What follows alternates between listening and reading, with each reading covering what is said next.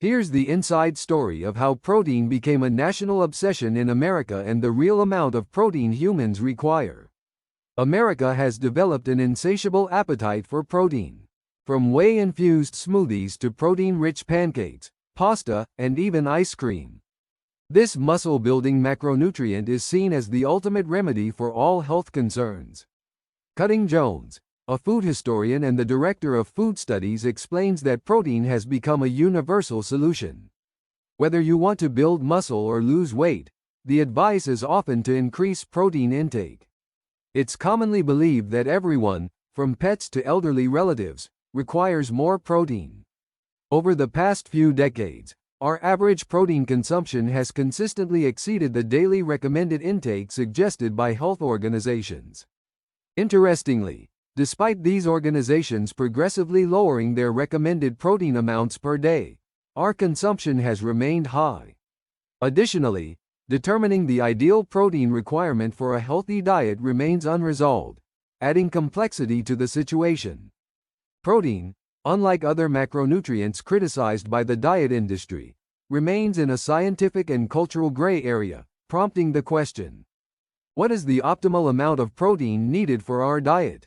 The protein craze has been fueled in part by decades of diet trends that have led us to narrow down our food choices in pursuit of the most beneficial options. Diets such as Atkins and keto have demonized carbohydrates, while others like the Ornish diet have vilified fats.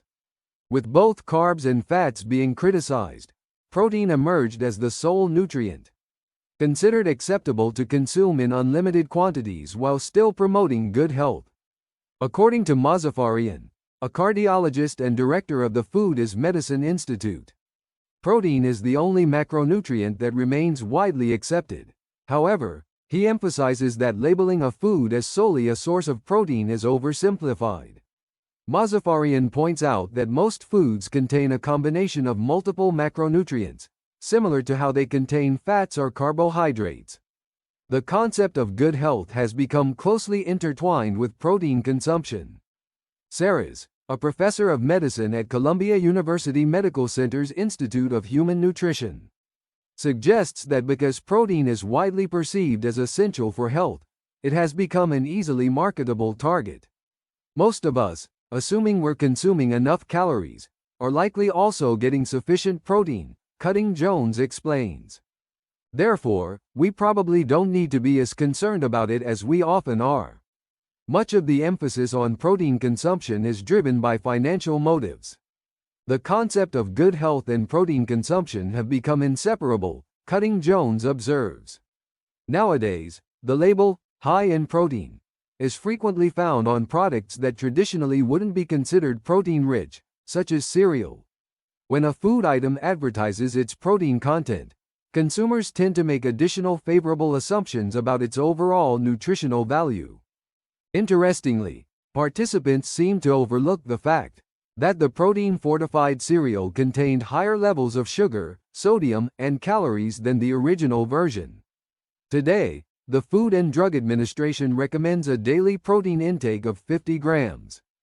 However, despite these recommendations, Americans have been consuming more protein than ever before in the decades since they were introduced, according to Cutting Jones.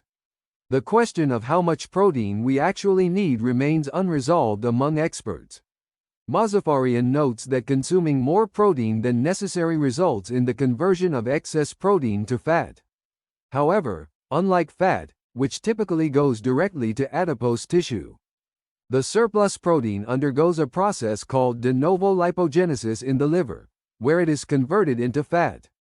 Mozaffarian explains that this type of fat tends to accumulate around the organs, which can lead to an elevated risk of metabolic syndrome and heart disease. Despite the appeal of a high-protein, low-carb diet, Mozaffarian warns that consuming excess protein still heightens the risk of diabetes. This is because surplus amino acids from the excess protein intake can impact insulin signaling.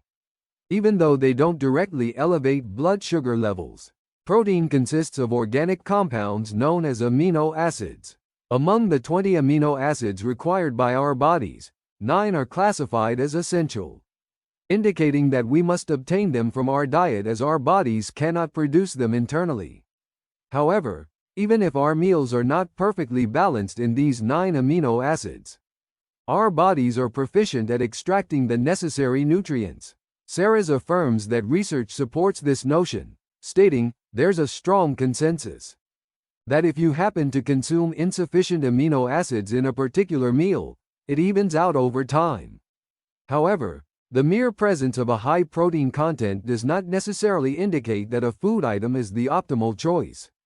Sarahs and Cutting-Jones point out that certain packaged foods, particularly ultra-processed ones, may advertise high protein counts, but they often contain added protein.